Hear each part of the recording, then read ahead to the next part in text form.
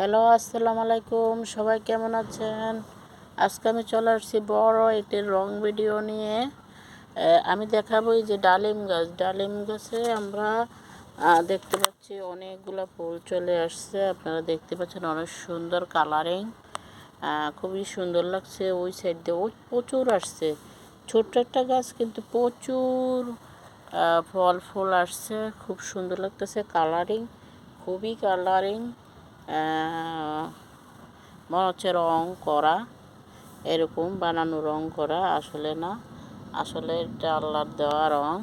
খুবই সুন্দর, আসলে কালার তো এখান থেকে সৃষ্টি হয়েছে। এখানে গাছ আছে, অনেক রকমের গাছ আছে, সবগুলোই কিন্তু সুন্দর সুন্দর সুন্দর গাছ আছে।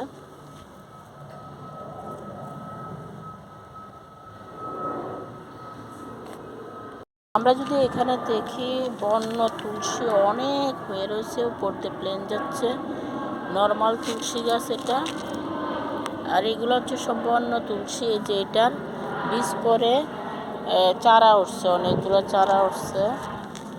এটা হচ্ছে পেয়ারা গাছ। পেয়ারা গাছটা আগে অনেক বড় ছিল, নষ্ট হয়ে গিয়েছে।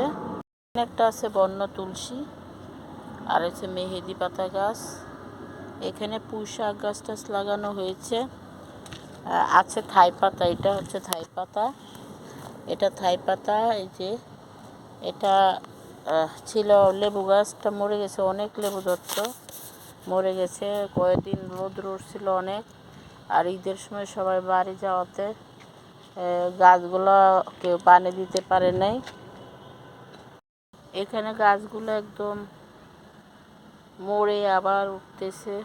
অনেকগুলো বেগুন গাছ ছিল, মারা গেছে। এখানে আছে এই যে চাল কুমড়া গাছ আছে, তারপরে যে পুঁই শাক গাছ আছে, মরিচ গাছ আছে, পেঁপে গাছ আছে।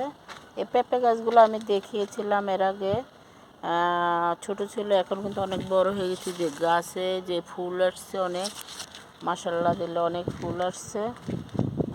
এটাতে এখনো আসেনি, ওইটাতে আসছে, এই যে ফুল আসছে, খুব সুন্দর মাশাআল্লাহ দিলে। এগুলো আলু শাক গাছ, অনেকগুলো আলু শাক গাছ হয়েছে। এখানে মরিচ গাছ আছে, তারপরে হচ্ছে ধনিয়া পাতা গাছ। এগুলা হচ্ছে পালং শাক, সম্ভবত মনে হয় পালং শাক, ধনিয়া পাতা একসাথে লাগানো হয়েছে। এটা কুমড়া গাছ লাগানো হয়েছে, কুমড়ার চারা আর কি যাকে বলে, আর লাগানো হয়েছে। যারা আমার ভিডিওটি দেখছেন তাদেরকে অনেক অনেক ধন্যবাদ। সব ভালো থাকবেন, সুস্থ থাকবেন, দোয়া করি। আজকের মতো এখানে বিদায় নিলাম।